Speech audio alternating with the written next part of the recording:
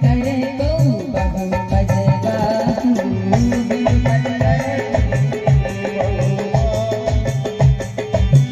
विपुल नयन को नयन बिहीना विपुल नयन को नयन बिहीना दृष्ट कोष्ठ कोई अति करे कीना दृष्ट कोष्ठ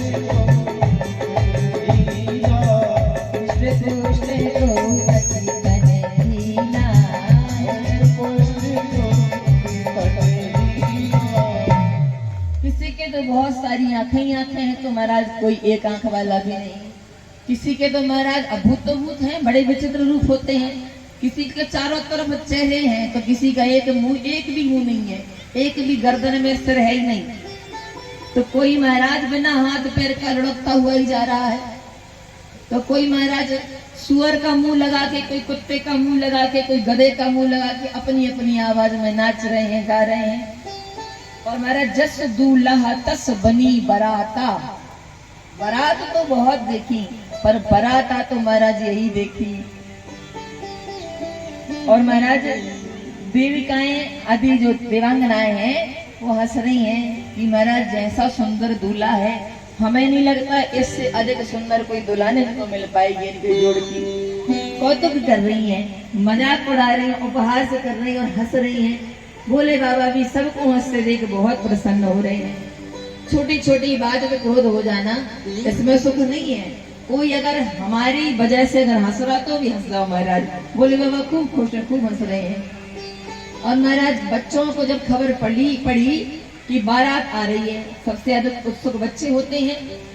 सब सोच रहे हैं कि बताओ हमारी पार्वती जैसी कन्या के लिए तपस्या करनी पड़ी। महाराज इतने अब भगवती है, रूप में, सौंदर्य में, गुणों में कोई कमी होगी?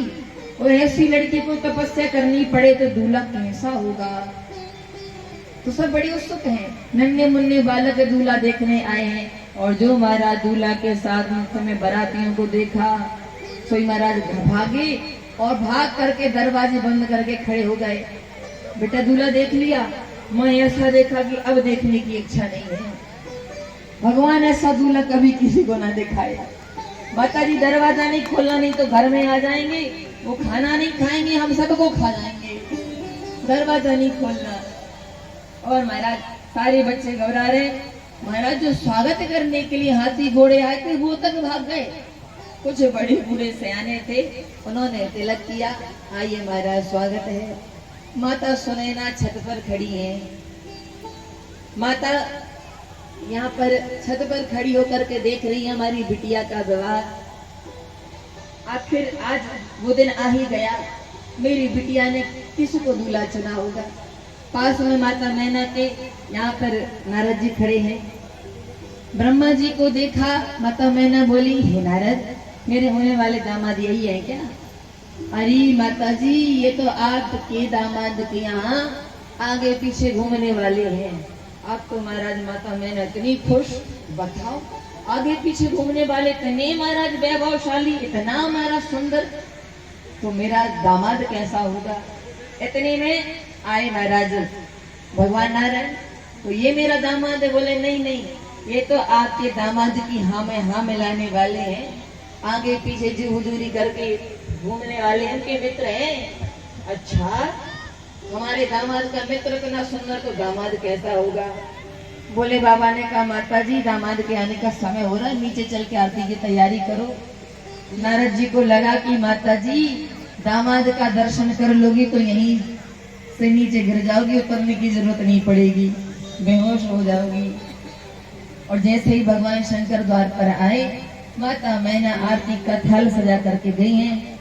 चरणों से आरती करना आरंभ किया। धीरे धीरे आरती ऊपर उठ रही है और जो मस्तिष्क की तरफ नजर गई, गर्दन पे देखा महाराज इतना चौड़ा मोटा सांप, और जो फुफकारा सो थाली पटक के दैया मैया करके मैना माता भागी, घबरा गई।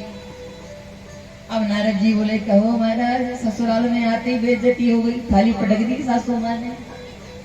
बोले बाबा बोले, नारद ये मेरा अपमान नहीं किया, ये तो मेरा सम्मान बढ़ा है। मेरी सासू माँ ने सम्मान कैसे बढ़ा सरकार? मेरी सासू माँ ने सोचा कि छोटा सा दीपक किसको दिखाऊं, जिनके माथे पे चंद्रमा है, तेरे को दीपक दिखाने की क्या जरूरत है। इसलिए सासू माँ ने सोची मेरी तो थाली बेकार है, ऐसे पटक करके भाग गई हैं। और महाराज माता मैना घबराई है, भगवती पार्वती को गोद में लेके बैठ के रो रही हैं। और यहाँ पर सखियां आपस में चर्चा कर रही हैं। देखन कायने गई, देखन कायने गई, भोले शिव शंकर की बारात आ गई।